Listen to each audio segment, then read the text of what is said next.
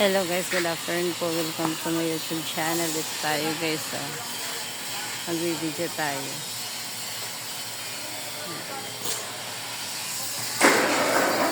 Ayan guys. Ganyan pala maglagay ng third buckle guys. Ayan.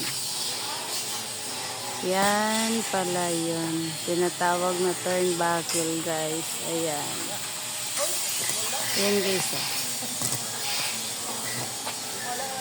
Ang hirap pala. Ayan guys. Ayan.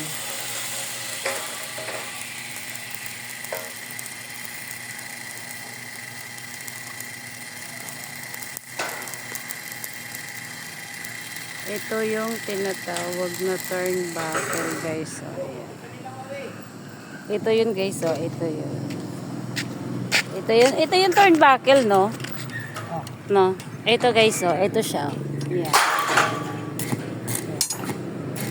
Inaano siya doon. Kasi ito hinihigpitan daw to doon sa taas. Ayan. Ayan guys. So wini-welding nila yan dyan, oh.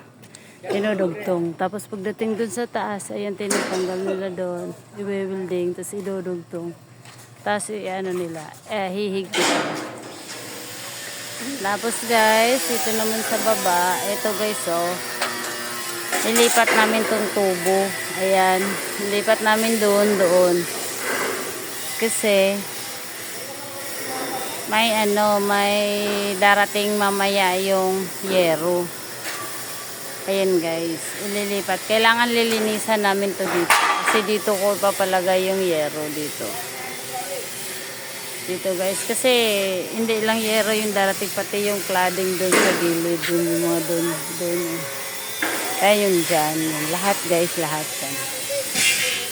Darating mamaya. Kaya kailangan dito nga side malinis. Kaya ito. Ayusin mo ha. Ayusin mo yan. Huwag ka may alam dito. Ayusin mo yung gawa mo ha. Ayan guys. Loko-loko itong mga welder dito guys. Ayun. Kahirapan sa taas guys. Mahirap pala maglagay ng turnbuckle. Ayan. Ayan yung mga boss namin, oh. Ayan yung mga boss namin, guys. Sa Lunes po, guys, ito, makikita natin, guys, sa baybayan nyo, may yero na tong covered court namin. Kaya yan, guys. So, baybayan po natin yung YouTube channel, Construction TV. Don't forget to subscribe, share, comment, and like na lang po. Bye!